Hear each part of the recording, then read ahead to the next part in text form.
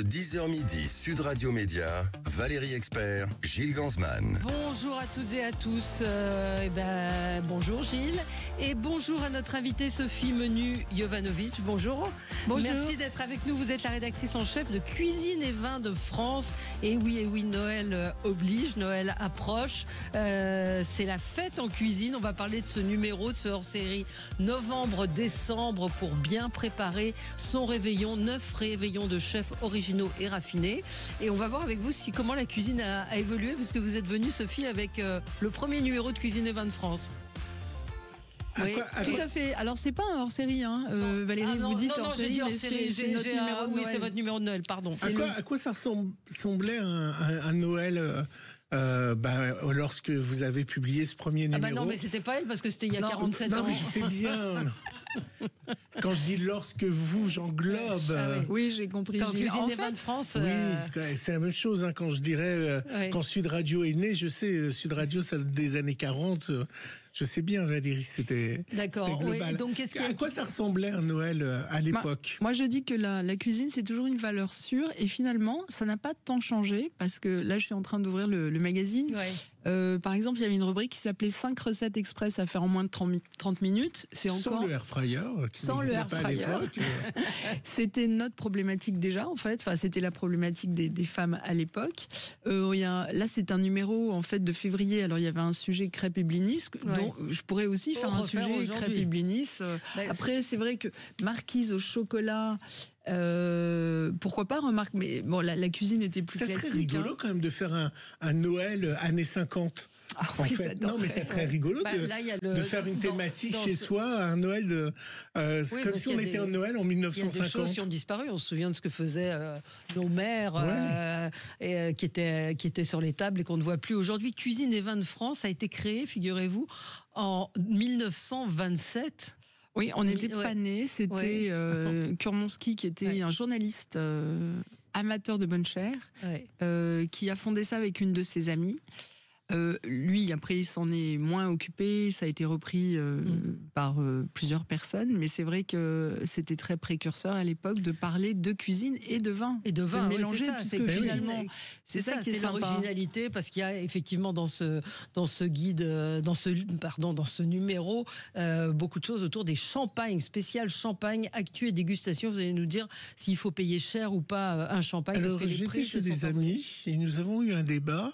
Vin blanc avant vin rouge ou vin rouge avant vin blanc, et alors ça a enflammé toute l'assemblée et on est parti sur un rosé. Alors Gilles, c'est drôle parce que tu veux pas mes amis. Hier j'étais avec un magnifique domaine de Bandol qui présentait ses nouveaux vins et on a bu du rosé, et c'est vrai que ça devient assez tendance aussi de boire du rosé. Alors souvent des vieux rosés d'ailleurs en hiver. On associe toujours le rosé à l'été, mais non. J'allais me moquer de Gilles en disant du rosé l'hiver, mais et vous aviez publié cet été un banc d'essai des rosés qui était absolument intéressant, parce qu'on voyait que les plus chers n'étaient pas forcément les meilleurs. C'est vrai. On va reparler de tout cela, de vos menus de fête avec vous, Sophie Menu-Jovanovic, et ce numéro de novembre-décembre, Cuisine et Vins de France dans un instant, mais c'est le zapping. Sud Radio Média, l'instant zapping. Alors évidemment, si on parle vin, on parle vigne. Si on parle vigne, on parle agriculture et vignoble. Et il y a des agriculteurs qui vont pas bien en ce moment. On les voit défiler. Mais aussi d'un point de vue santé, de plus en plus d'agriculteurs et de plus en plus de vignerons sont malades suite à l'utilisation de produits phytosanitaires. Et hier, puisqu'en ce moment il y a beaucoup de salons consacrés au vin, hier France Télévisions a rencontré certains d'entre eux qui avaient un cancer et qui trouvent ça injuste parce qu'ils ont travaillé toute leur vie dans leur vigne et puis ils se retrouvent avec un cancer. Vous allez voir ces témoignages. Est-ce que le lien est fait réellement? C'est aussi la question qui peut se poser. Alors, 20h de France 2. C'est un service unique en France. Je vous en prie, suivez-moi. Le docteur Chameau reçoit des agriculteurs, des jardiniers, des fleuristes. Ils ont tous en commun d'avoir été exposés aux produits phytosanitaires et d'être malades. L'objectif de la consultation, c'est de voir finalement si on peut faire un lien entre vos activités professionnelles et la maladie. Cet agriculteur souffre d'une leucémie. Pendant 1h30, le médecin le questionne sur ses pratiques agricoles. Vous avez commencé en 72, il y avait déjà la motorisation et les pesticides, les deux. Il liste les produits utilisés. la durée des traitements. Au niveau des conditions de préparation des cuves, ça se passait comment? Et évalue le degré d'exposition professionnelle aux pesticides. Ces questions ébranlent parfois les patients. Cette agricultrice, à qui on a diagnostiqué un cancer, tient à rester anonyme. C'est compliqué de se dire qu'on a quelque chose qui, d'un seul coup, peut se déclarer, et qu'on a peut-être provoqué par des produits qu'on a manipulés alors qu'il n'aurait pas fallu. Et pourquoi est-ce qu'on a tous ces produits-là maintenant et qu'on nous laisse travailler avec ça? Pourquoi? Émouvant, hein. Très. 20h de France 2. Vive la biodynamie alors. Ouais, Pour les vins en biodynamie sont des vins qui sont élaborés dans la vigne, aucun produit chimique, hein, tout est sur des principes. C'est un argument de vente important de nos jours ou pas? Moins, parce que les gens ne comprennent pas forcément, ils confondent. Ils font pas la différence avec vin naturel. Bio et vin nature, ce qui n'a rien à voir évidemment. Et c'est vrai que le vin bio n'a pas été fait sans produits. Non, pas du tout. Non. Et les vins, non, pas du tout. Il y a des produits chimiques dans les vins bio. Pas dans les vins, mais dans la vigne, il peut en avoir. Donc, alors que la biodynamie, on soigne la vigne avec des décoctions de plantes, on enterre des bousses de vache, enfin pas des bousses, pardon, des cornes de vache, et on utilise en fait quand elles se désagrègent pour parsemer dans la vigne. On travaille avec le calendrier de la lune. Il y a des jours fruits, des jours fleurs. Enfin, c'est une philosophie. Il y a une vraie différence au goût du vin, vous trouvez ou pas? Alors là, si j'étais avec vos amis à table, on aurait pu aussi polémiquer. Alors moi, je trouve personnellement, hein, ça me regarde, que les vins en biodynamie sont souvent plus énergiques. Il y a la terre qui parle plus. Et il y a vraiment une énergie. Et souvent, quand on les boit et qu'on les laisse ouverts et qu'on les reboit le lendemain, ils ont toujours cette énergie par rapport aux autres. Le tout avec modération, bien évidemment. Valérie, les industriels ne savent plus quoi inventer pour vous pervertir. La prophétie des marchands du temple existe bel et bien, vous allez voir. Oh, ça fait un peu ces news du dimanche, la prophétie des marchands du temple. Ça fait, quoi qu'il en soit, après avoir voulu vous faire fumer du kiwi, de l'ananas avec les puffs, vous savez, goût bubblegum, avoir essayé de vous faire sniffer. Alors aujourd'hui, maintenant, vous avez une cigarette reliée comme à un portable, où dedans, vous avez des réseaux sociaux pour parler cigarettes pour les jeunes, et vous pouvez même, quand vous fumez, jouer avec. Depuis quelques mois, les vidéos de ces vapoteuses se multiplient sur TikTok, cumulant des millions de vues. Il s'agit de Smart Vape, des cigarettes électroniques à usage unique avec un écran intégré. Messages, musique, jeux, tout est fait pour attirer le jeune public. À partir du moment où un jeune va l'avoir dans la main, il y a certaines applications qui ressemblent à des jeux vidéo. Certaines permettent de regagner des vies quand on va vaper. À partir du moment où le personnage est mort, on n'a plus de snake, on va tirer dessus et on va regagner des vies, on va pouvoir rejouer. Il y a d'autres applications qui en font des classements. Plus on va tirer dans une journée sur une vape, plus on va être en haut d'un classement. Ça s'appelle la gamification, c'est-à-dire le principe de jeu vidéo, d'être le meilleur. Pour les jeunes, c'est dangereux parce que ça incite à fumer. C'est dingue, hein, la Smart Vape, ça s'appelle. C'était un son de BFM Business. Moi, je dirais que c'est dangereux plutôt. Ah oui, bien sûr. Alors, c'est interdit en France. Hein. La Smart Vape est interdite en France, mais évidemment, c'est très facile de se la procurer. Vous savez que le comédien Fabrice Lucchini, Valérie, a un point commun avec vous, enfin pas qu'un seul, mais il est fan de télévision et passionné de télé-réalité, qui est votre grande passion aussi. Il les adore. Et Télématin lui a fait la surprise. Un fraté marseillais, des Marseillais lui a adressé un message, ça l'a beaucoup touché. Fabrice Lucchini, fraté, j'espère que tu vas bien. Dis-moi, apparemment tu adores les Marseillais, alors j'avais une question. Quand est-ce qu'on peut compter sur toi pour une saison des Marseillais avec les fratés? Gros bisous et Yanassé. Vous avez un candidat qui vous attend là. C'est comme une illumination de ce qui est devenu le langage. Quand tout d'un coup, un gars boit un café en se levant, on le voit se lever, il y a une femme qui le reçoit et lui dit « Mais j'ai pas envie de te voir habillé comme ça, moi. J'ai pas envie de voir ton cul et tout ça. » Et elle se met à hurler « Je m'en bats les couilles de ta gueule. » Tu te dis, bon, un événement s'est passé depuis Victor Hugo, un événement intéressant. C'est une dégradation de la langue, mais moi j'adore l'argot. Hein. Voilà, il lui a dit qu'il était dans le sud et que, suivant son agenda, il irait peut-être le voir. Et elle était hier dans C'est à vous pour présenter son dernier single. Elle, c'est Lara Fabian. Elle fait du Lara Fabian. Je me souviens de tout comme si c'était hier, de tes yeux, de ta bouche et de la vue sur la mer. Bon, je me souviens. Non, c'est pire que tout. Je préfère que vous disiez je n'aime pas que. Non. Oui, bon, Non, alors il est quelle heure? Il est 10h13. Bon. Oui, elle fait du Lara Fabian, c'est Lara Il est Fabian. 10h13, on va quand même passer à la suite, champagne et tout ça. Elle crie dans le refrain. Elle n'a pas encore crié. Non, elle n'a pas encore crié. Alors qu'elle est chez des stars académiciens, elle les chouchoute formidable, et tout. trop contente. Allez, on se retrouve dans un instant C'est pour parce parler que bon. menu de Noël, cuisine et vin de France. On a Gilles qui fait du jogging et qui nous écoute et à qui on donne c'est pas faim. moi. Non, c'est pas vous. À tout de suite. Le 10h midi, Sud Radio Média. Valérie Expert, Gilles Gansman. Sud Radio Média. L'invité du jour. L'invité du jour, c'est Sophie Menu-Jovanovic, rédactrice en chef de Cuisine et Vin de France. On parle de ce numéro de Noël, novembre-décembre, Cuisine et Vin de France. Donc c'est la fête en cuisine. 86 recettes pour illuminer vos tables. J'ai une amie qui m'a envoyé un petit texto en me disant, en entendant ta voix joyeuse ce matin, je me suis dit que c'était quelqu'un qui devait parler cuisine.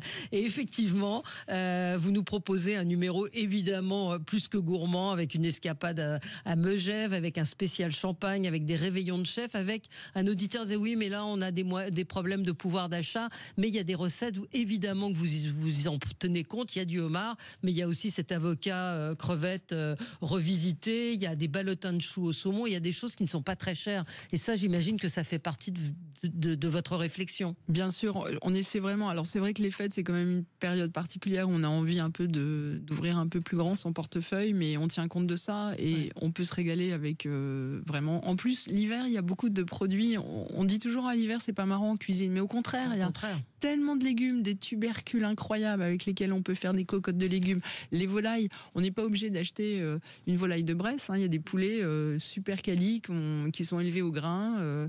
Et qui coûtent 15 € le kilo. Le boucher de quartier qui fait de la qualité est moins cher que les gens qui font des poulets tout cuits au marché, qui sont pas forcément de la même qualité. Donc regardez les prix, regardez et ne pensez pas que parce que c'est un petit commerçant, il sera forcément plus cher, et acheter de la qualité aussi. C'est vrai qu'on n'ose pas aller chez son boucher de quartier, on se dit oh là là, c'est trop chic, et on va en grande surface alors que c'est souvent plus cher et beaucoup moins bon. Absolument.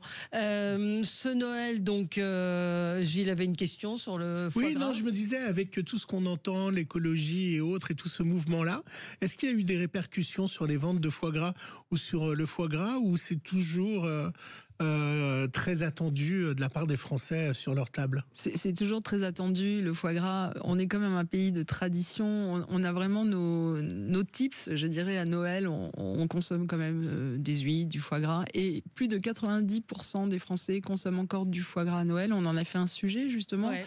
Après, je ne vais pas rentrer dans tous les détails. Les détails et la polémique. Entre la mousse de foie gras, le morceau de foie gras. Je dis vraiment aux personnes qui nous écoutent, arrêtez déjà d'acheter. Quand vous allez en grande surface maintenant, vous allez avoir des kilos et des kilos de blocs de foie gras pour faire soi-même même.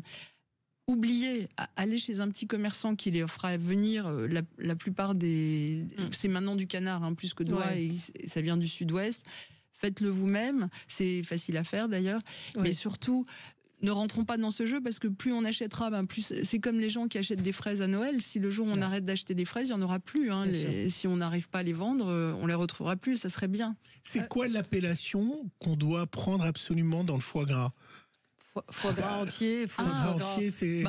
Normalement, si vous faites votre foie gras maison, il faut acheter mais si je ne le fais pas maison, si j'achète un bocal... C'est une question de goût, mais moi j'aime le foie gras qui est mi-cuit, qui a été cuit peu de temps. Celui qui est en conserve, alors c'est presque de la poussière, il est très sec, oui, on peut l'oublier. Il faut l'acheter en terrine en verre, où là il est mi-cuit, et puis il y a beaucoup de gens, de commerçants qui le font aussi. Oui, c'est vrai. Et je disais en off à Valérie que Christine Ferber, la reine des confitures, fait aussi du foie gras incroyable qu'on peut commander en Alsace. Parce que l'Alsace, c'est la patrie du foie gras. Même je l'accompagne par quoi? Par de la confiture, du pain d'épices? Moi, on me propose du pain d'épices souvent. J'ai un magasin de foie gras à côté de chez moi. Et ils font leur propre pain d'épices. Il y a des écoles, il y a du foie gras qui est avec des épices, et c'est sympa de mettre du pain d'épices. Il y en a d'autres qui sont plus nature. Une brioche aussi. Moi, j'aime bien une petite brioche juste au toasté ou du pain, un bon pain de campagne. On ne le met pas au frigo, on le sort un peu avant.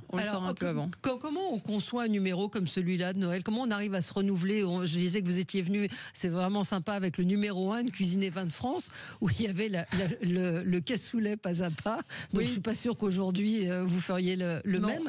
Mais il y a des choses qu'on retrouve qui sont intemporelles. Complètement, parce que quand on regarde même, il y a des pages shopping qu'on fait aussi nous. Il y a des marques en fait qu'on retrouve. Et ça c'est bien. D'ailleurs, ça veut dire qu'elles sont de qualité si elles sont encore là.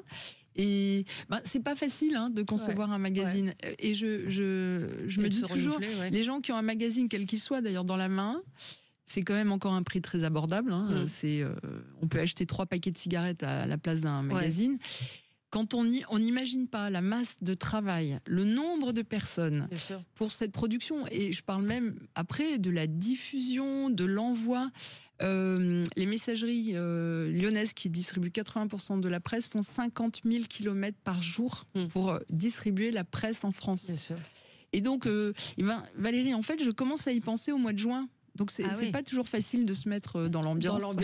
Dans l'ambiance de Noël, vous avez demandé à des chefs. Alors, est-ce que c'est vraiment beaucoup de nos auditeurs sont préoccupés évidemment par la question des moyens, mais justement, vous avez des propositions de produits qui ne sont pas forcément très chers et qui permettent de créer des plats tout à fait originaux. Sur la couverture de ce magazine, on a shooté La Bûche avec Jean-Paul Evin. Alors on l'a fait l'année dernière pour être dans la saison. On essaie de faire beaucoup de choses l'année d'avant pour vraiment respecter. Elle est faisable à la maison? Oui, il faut quand même prendre un peu de temps, Valérie, un petit samedi après-midi tranquille.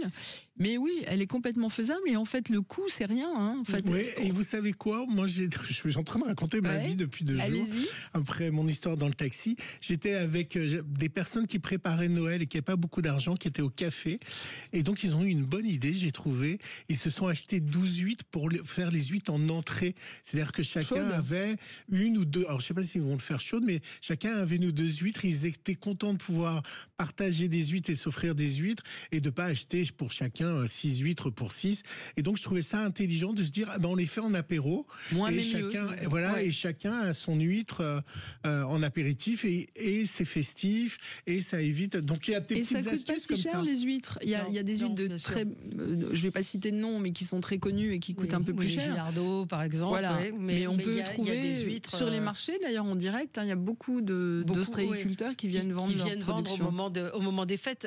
Sur le champagne, parce qu'il y a tout un dossier consacré au champagne, est-ce que c'est un peu comme pour les rosés, non? Est-ce que le très cher est le meilleur? Non, alors les grandes maisons, puisqu'en Champagne, c'est un vignoble assez particulier où il y a énormément de grandes maisons, dont LVMH par exemple, qui est propriétaire de plusieurs marques comme Moët et Chandon, Ruinart, Dom Pérignon. Mais c'est vrai que chaque maison déjà a des cuvées prestige qui coûtent cher, mais ce qu'on appelle les BSA, le brut sans année, qui est le premier prix de toutes les vignerons, les maisons, qui représentent pratiquement 90% du chiffre d'affaires.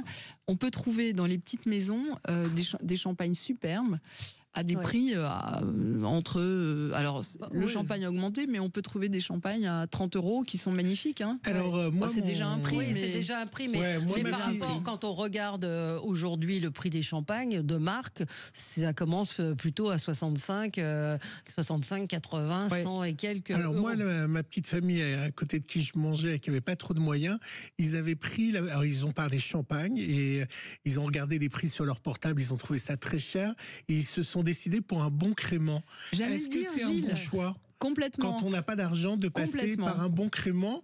Et apparemment, ils étaient contents de se dire, je vais prendre un bon crément.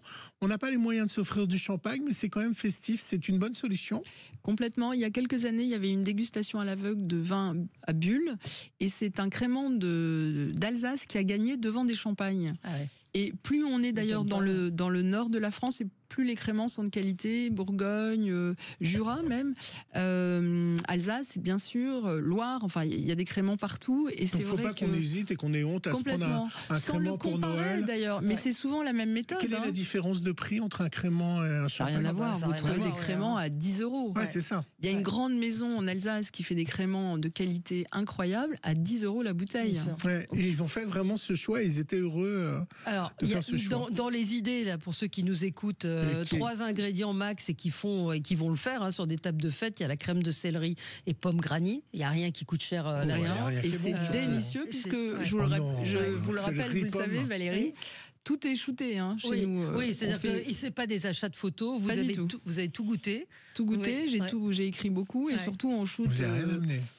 Ah, zut, tu l'as déjà dit la dernière fois. C'est vrai. Vous m'avez dit la prochaine fois que je viendrai, j'amènerai quelque chose. La prochaine fois que vous le poulet au Riesling, c'est 3 ingrédients. C'est pas cher. Pas cher, croustillant au boudin. Il y a plein de bonnes idées. Ça me donne faim, moi. Bah oui, moi aussi. Il y a le tour du monde des douceurs de Noël, parce qu'il y a un auditeur qui me dit mais pourquoi vous faites pas les produits par région? Vous avez dû le faire, j'imagine, les spécialités. Oui, nous on est très région. Moi je trouve que la richesse de notre pays, c'est quand même les régions. Regardez poulet au Riesling, c'est quand même Alors on fait pas forcément région par région, mais on essaie vraiment toujours de mettre en avant les produits qu'on trouve en France, les recettes. C'est un petit peu ce que vous faites, pardon Gilles, c'est un petit peu ce que vous faites dans le table de fête. À la fin, la carbonade de Lot à la bière. Vous avez la poularde fermière d'Auvergne en croûte de pain. Il y a pas mal de choses qui sont aussi avec des produits de région.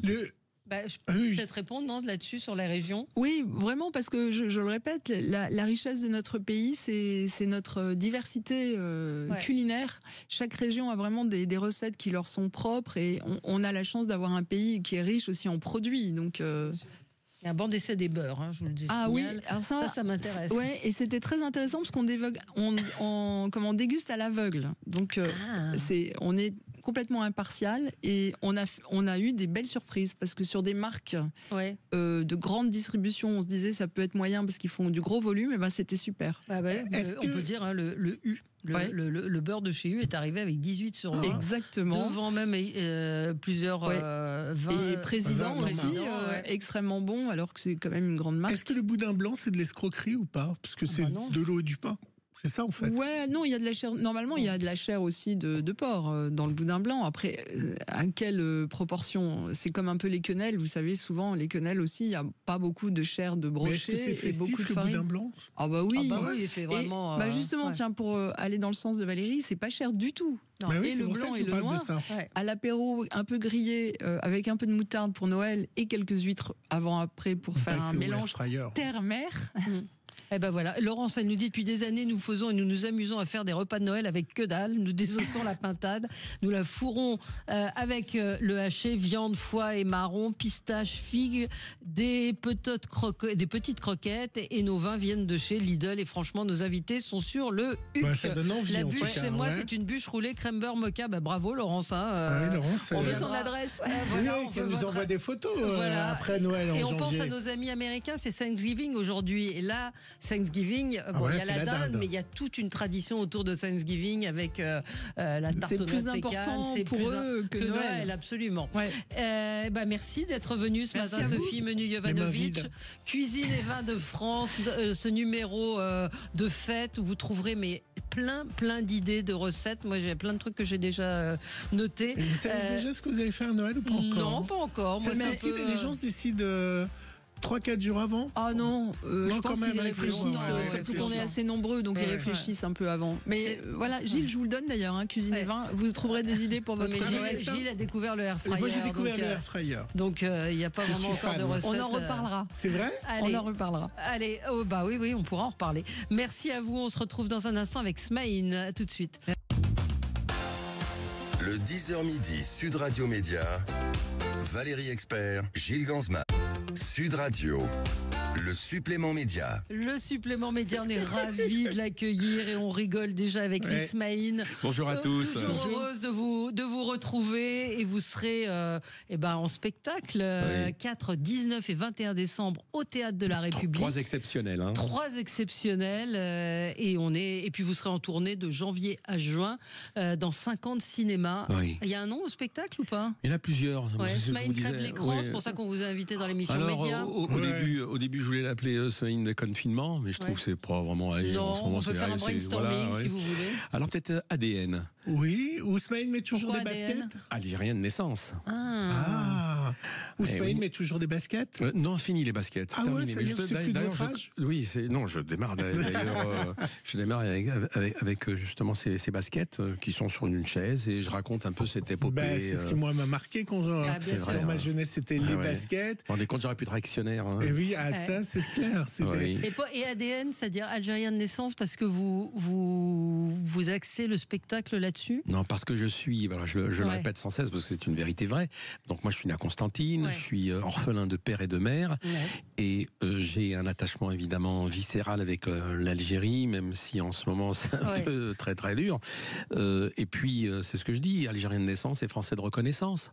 Donc je suis arrivé en France, et puis j'ai été adopté par une famille d'origine maghrébine, mais en France.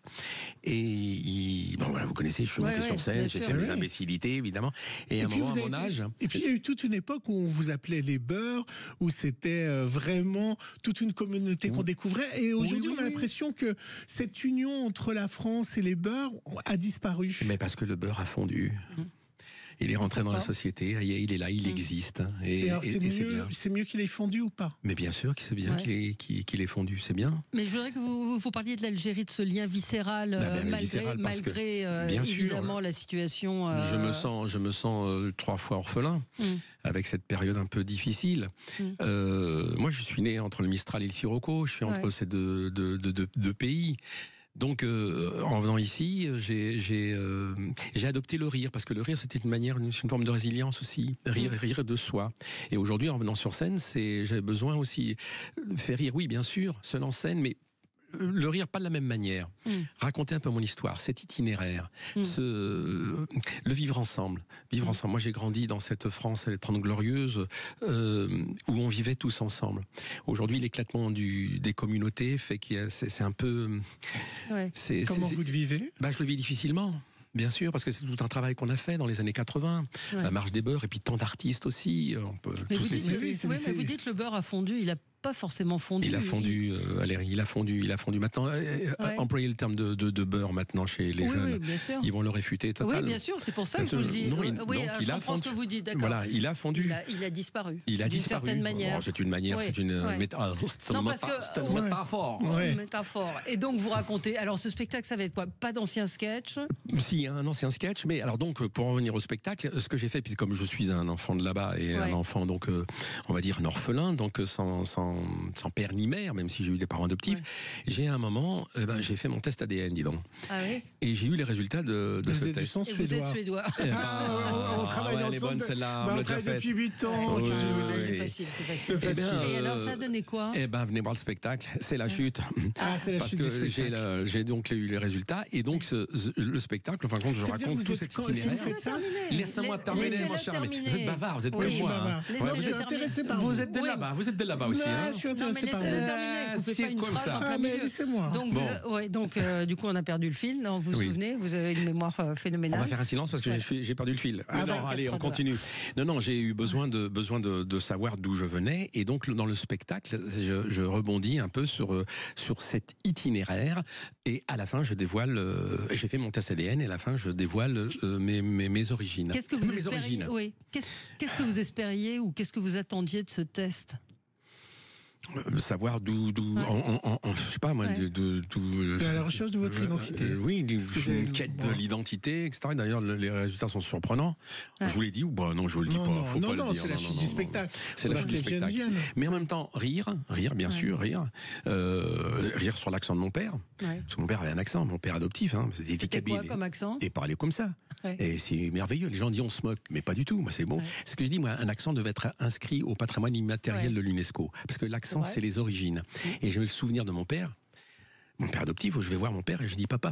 Il dit qu'est-ce qu'il y a mon fils? Papa, j'ai envie d'être acteur. Et il m'a dit, mais dis-moi, ça coûte cher un tracteur. Donc la nuance des mots, les mots, moi j'ai toujours été véhiculé par le mot. Vous avez toujours joué avec les mots, toujours. Oui, bien sûr. Donc le spectacle, c'est à la fois dans l'émotion, parce que j'ai besoin aussi d'un certain silence aussi, et puis en même temps rire. Rire, c'est le partage. Rire, c'est désarmer.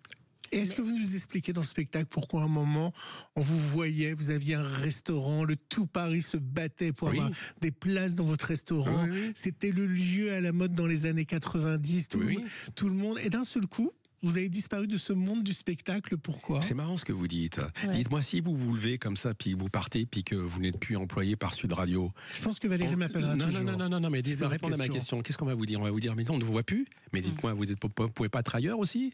Vous pouvez pas écrire des chansons? Vous pouvez pas monter sur scène, etc. C'est marrant comme il y a ce parallèle avec la télé et avec les médias. On n'est plus dans les médias, on n'existe plus. C'est vrai.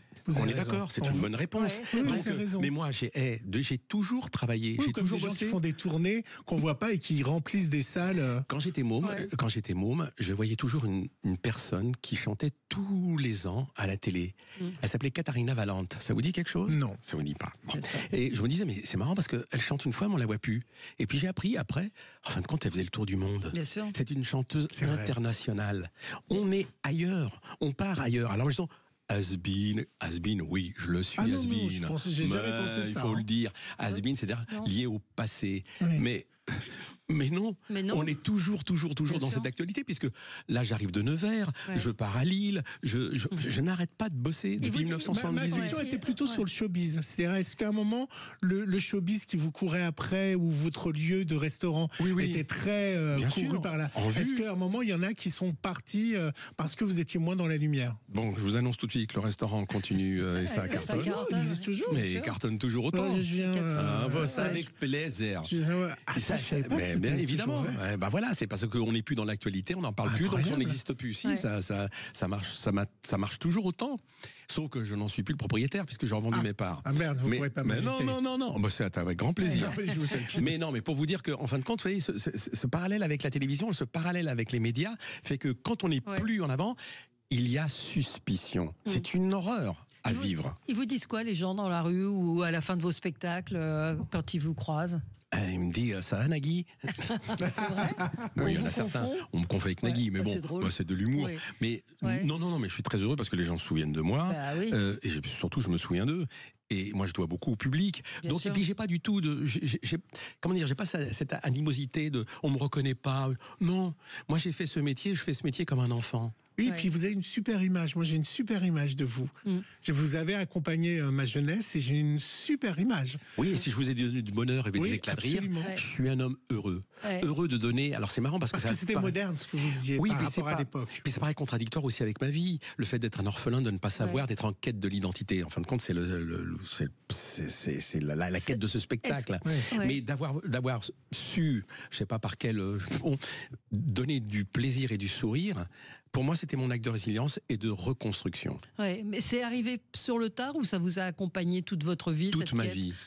Toute ma vie. J'étais toujours. Mais ce test ADN, vous l'avez fait que récemment? Je l'ai fait il y a 15 ans environ. Ah ouais, d'accord. Il y a 15 ans. Mais j'ai toujours. Je vais vous faire un truc de mon spectacle. J'ai dit, je souris toujours, même quand ça va pas. Vous voyez là. Ça va pas. Le rire. C'est drôle de faire ça. Le rire, pour moi, m'a toujours accompagné parce que c'est le fait de désarmer, c'est le fait d'aller chercher dans le regard de l'autre un père, une mère, un copain, une copine. Vous pouvez pas savoir le plaisir que j'ai eu dans les années 1980, quand je monte sur scène au Café de la Gare, de voir dans la salle des Juifs, des Arabes, des catholiques, des Français, des Noirs, tout ça.